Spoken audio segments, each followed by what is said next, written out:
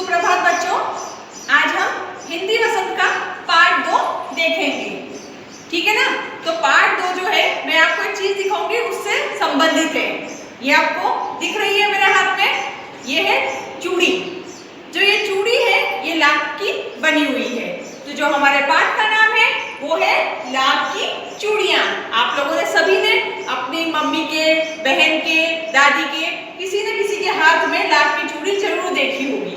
तो आज हम जो पाठ पढ़ेंगे वो लाख की चूड़ियों के ऊपर आधारित पाठ है। इस पाठ को लिखने वाले जो लेखक है वो कामता नाथ जी हैं। इस पाठ को जिसने लिखा है उनका नाम है कामता नाथ जी। और यह जो पाठ है यह बदलू नामक एक व्यक्ति इस पाठ का जो मेन जो मुख्य पात्र है वो है बदलू। बदलू का व्यवसाय है, वह व्यवसाय से मनिहारा है। मनिहारा जो है वो एक जाति है।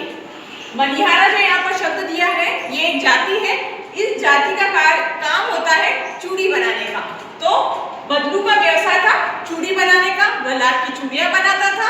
इस पाठ में हम इसके बारे में पढ़ेंगे।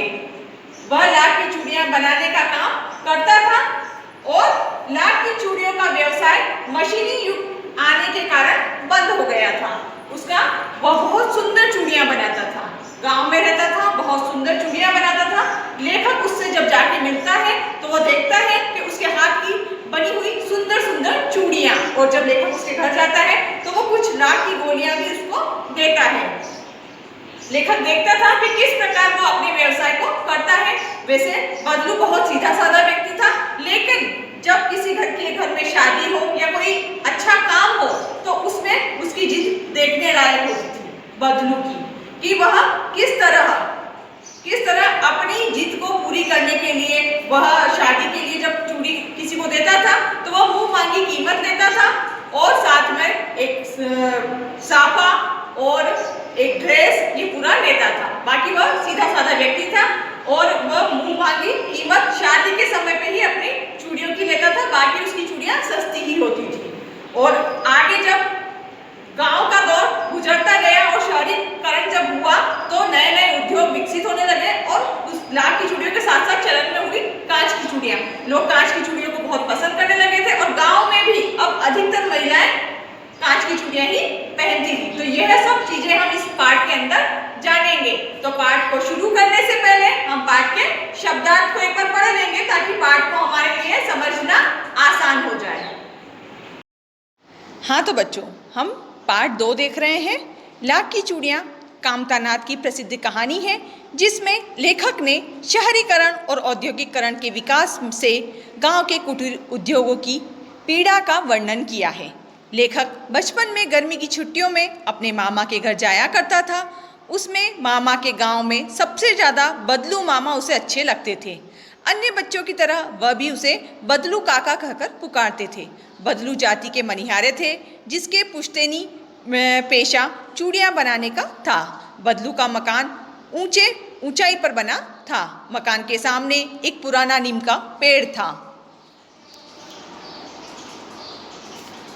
उसी के नीचे बैठकर बदलू अपना काम किया करता था। बदलू बगल में भट्टी दहकती रहती थी, जिसमें पिघाल कर लाख को सलाख के समान पतला कर चूड़ी का आकार दिया करता था।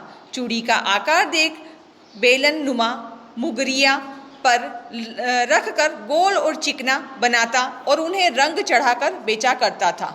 बदलू एक ऊंचे मचिए पर बैठकर अपना काम किया करता था। दोपहर में लेखक का समय बदलू के पास ही बीता करता। बदलू बहुत सुंदर चूड़ियाँ बनाया करता था। उसकी बनाई हुई चूड़ियों की खपत बहुत ही अधिक हुआ करती थी। गांव की सभी स्त्रियां उसकी बनाई चूड़ियाँ ही पहनती थीं तथा पास वाले गांव में भी उसकी अच्छी मांग थी। बदलू स्वभाव से तो सीधा था, लेकिन शादी के व्यवहार के अवसर पर जिद पकड़ लिया करता था। कपड़े, अनाज, पगड़ी और रुपए लेकर ही छोड़ता था। बदलू कांच की चूड़ियाँ देखकर चिढ़ता था और 2-4 बातें सुना ही देता था। बदलू लेखक की अच्छी खातिरदारी करता है। गाय का दूध और आम के फसल के समय वह खास आम खिलाता था। लेखक को लाख की गोलियां भी देता था। लेखक कुछ वर्षों तक मामा के गांव नहीं गया। उसके पिता की बदली किसी अन्य शहर में हो गई। लेखक 8-10 वर्षों बाद मामा के गांव में गया। मामा के गांव में सभी औरतों की कलाई पर कांच की चूड़ियां देखी। एक दिन बरसात में मामा की लड़की फिसल कर गिर गई, जिससे कांच की चूड़ी कलाई में घुस गई। लेखक को मरहम पट्टी करनी पड़ी। सहसा उसे बदलू मामा की याद आ गई। बदलू मामा के घर जाने पर वह लेखक को पहचान नहीं पाया। बदलू ने अपना काम बंद कर दिया था। गांव में कांच की चूड़ियों का प्रचार हो चुका है। बदलू को खांसी की शिकायत थी। मशीनीकरण के युग में कारीगरों के रोजगार छिन गए हैं। बदलू लेखक की आवभगत करना नहीं भूलता है। वह उसे आम खिलाता है, लेकिन महंगाई के मार के कारण उसे गाय बेचनी पड़ी। बदलू नए युग में भी हार नहीं मानी। उसका व्यक्तित्व कांच की चूड़ियों जैसा न थी कि आसानी से टूट जाए।